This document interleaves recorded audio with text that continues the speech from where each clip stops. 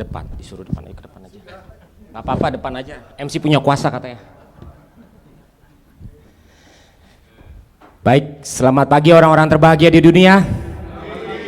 Seperti tadi yang udah disampaikan oleh Pak Budiman Ranti, dia yang bilang saya menggantikan untuk Pak Len. Saya ingat motivasi yang Pak Budiman Ranti selalu bagikan, siapa takut, cuman kencing-kencing di belakang. Jadi saya diberikan kesempatan pada pagi hari ini kita berdua untuk bisa berikan kesaksian terutama tentang tema pada pagi hari ini itu family first. Yang kami mau bagikan atau saya mulai saat ini itu tentang bagaimana Tuhan bekerja di dalam rumah tangga kami, terutama apa hidup keluarga kita di dalam full gospel. Sebenarnya banyak hal yang bisa kita saksikan, tapi berhubung waktu kita batasi dengan apa yang ada hubungan dengan full gospel, yaitu tadi sempat disebutkan saya bergerak di dunia perhiasan atau toko emas, dan itu rekan saya Pak David, dia juga bergerak di bidang yang sama. Waktu itu tahun 2018, ini saya mulai kesaksian pada saat ini. Saya aktif sebelumnya di Tomang Chapter. Tahun 2018 ada Tomang Chapter mengadakan seminar tentang saham. Dan itu di ruangan ini Bapak-bapak. Tahun 2018 waktu itu saya belum mengerti tentang saham. Tapi karena kerinduan Tomang Chapter untuk membagikan tentang bisnis dan seperti bisnisnya kita di FGB MFI, waktu itu diadakan seminar tentang saham, dibawakan Pak Vincent. Dan saya pelan-pelan belajar dan belajar. Waktu itu saya juga masih oke di dalam toko emas, karena toko emasnya kita lagi masa lumayan, lagi bagus. Tapi nggak tahu kenapa saya tertarik, sebab dulu istri saya juga main di saham, trading.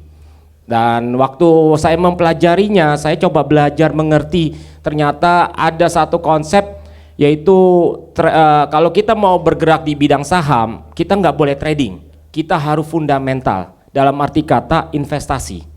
Dan itu mulai saya pelajarin, saya ambil account istri saya take over, sehingga kita bisa belajar demi sedikit. Memang tahun 2020 itu adalah masa di mana semua pada tutup. Ya, toko emas kita diberkati. Ada transaksi besar, orang itu yang jual barang ke saya, dia bilang selisihnya aja dia jual itu udah satu Alphard. Dari harga pertama dia jual sampai dia terakhir totalnya itu satu Alphard selisihnya. Jumlahnya pikirkan sendiri. Dan itu adalah transaksi terbesar yang saya juga alamin. Tapi yang saya mau ceritakan bukan di situ. Yang saya ceritakan adalah gimana Tuhan bekerja dari tahun 2018 sampai sekarang di dalam saham. Waktu saat ini toko emas bisa dibilang masa jayanya udah mulai redup. Kenapa?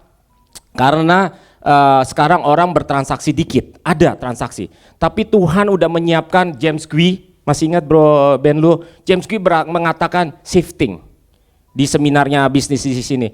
Dan waktu itu dia berkata tentang shifting, dan ternyata saya udah lakukan tahun 2018. Dan saat tahun 2018 saya pelan-pelan, waktu itu saya belum gelutin. Dan saya berjalan di saham tahun 2021, puji Tuhan. Saat toko emas tutup, karena kita waktu itu dipaksa tutup, emas transaksinya nggak begitu banyak lagi, orang yang jual LM atau apa. Dan kita puji Tuhan, saya udah siap waktu itu untuk saham. Dan sampai saat ini puji Tuhan kita diberkati. Tapi saudara, yang terpenting itu bukan berkatnya. Yang saya pelajarin yang terpenting itu adalah gimana kita datang ke Tuhan dengan sungguh-sungguh gitu loh. Bukan karena dulu jujur aja saya melihat di sini tuh banyak potensial customer saya. Saya lihat Pak Heriadi, Pak AA dan yang lain-lainnya yang bisa, wah saya bilang mereka mungkin ada transaksi sama saya. Tapi sekarang saya datang ke Tomang Chapter, ya udah saya mau menerima apa adanya. Maksudnya dalam arti kata motivasinya bukan lagi untuk bisnis, tapi ya udah kalau memang Tuhan kasih ya udah. Yang terpenting yang saya mau bagikan dalam kesaksian saya pada saat ini adalah saya diberkati sekali dengan Tomang Chapter. Dan saya juga diberkati dengan full gospel. Karena kenapa? Di sini saya belajar bukan hanya tentang iman, tapi juga tentang keluarga dan juga tentang tentang bisnis. Makanya itu saudara-saudara, apapun motivasi kita, ayo kita sama-sama untuk kita jadi berkat, untuk kita benar-benar lakukan apa yang menjadi bagiannya kita. Sebab saya ingat banget kata-kata Jack Ma yang dibagi. Ketika kamu miskin belum sukses, semua kata-kata bijak hanya didengar seperti kentut. Maaf saudara, katanya mungkin kurang sopan. Tapi bila mana kamu kaya dan berjaya, kentutmu terdengar sangat bijak dan menginspirasi. Jadi saudara, saya juga belajar dari sini kata-kata inspirasi itu seperti apa gitu loh. Saya pegang banget, bukan kekayaan yang harus saya tunjukkan di masa muda seperti kita berdua ini, terutama di dalam keluarga. Saya harus ngatur waktu untuk bisa juga berbagi waktu dengan keluarga sebab istri saya kerja, dan dia juga hari ini saya ajak, ayo kita bagiin kesaksian, dan dia mau. Mungkin dari sisi istri beliau bisa membagikan sedikit. Salam kenal semuanya, saya Yanti, istrinya Benny. Puji Tuhan, terima kasih untuk undangannya, untuk kesaksiannya.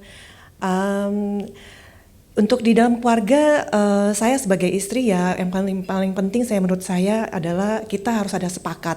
Jadi kalau misalnya kita nggak sepakat, itu nggak ada kesatuan di dalam keluarga.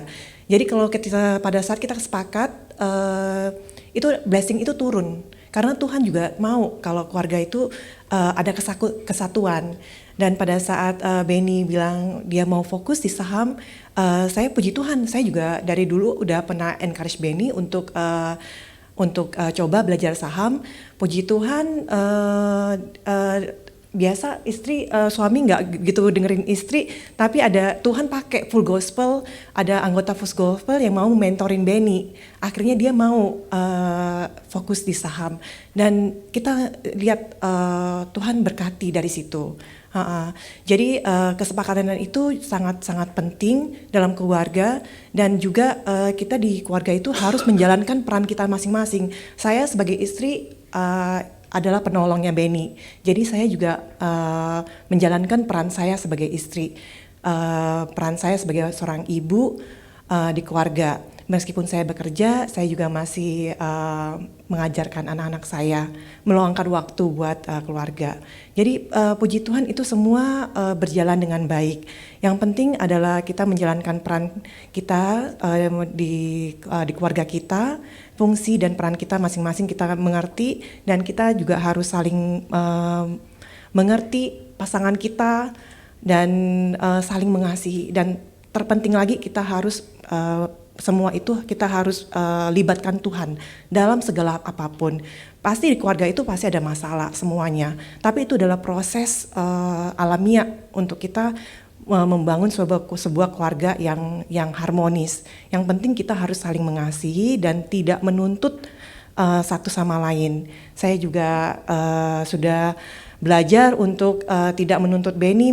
Tadinya saya pikir Benny lebih baik bekerja aja, karena saya memang dari dulu kan bekerja karyawan gitu di perusahaan.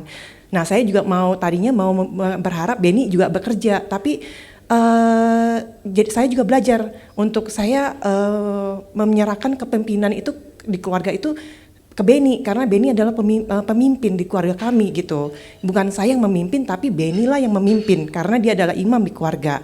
Jadi saya belajar dari situ, dia memimpin, akhirnya juga Tuhan bukakan semuanya, dan itu semuanya jadi baik. Ya itu aja dari saya. Terima kasih. Terima kasih Bu Yanti, terima kasih Pak Benny.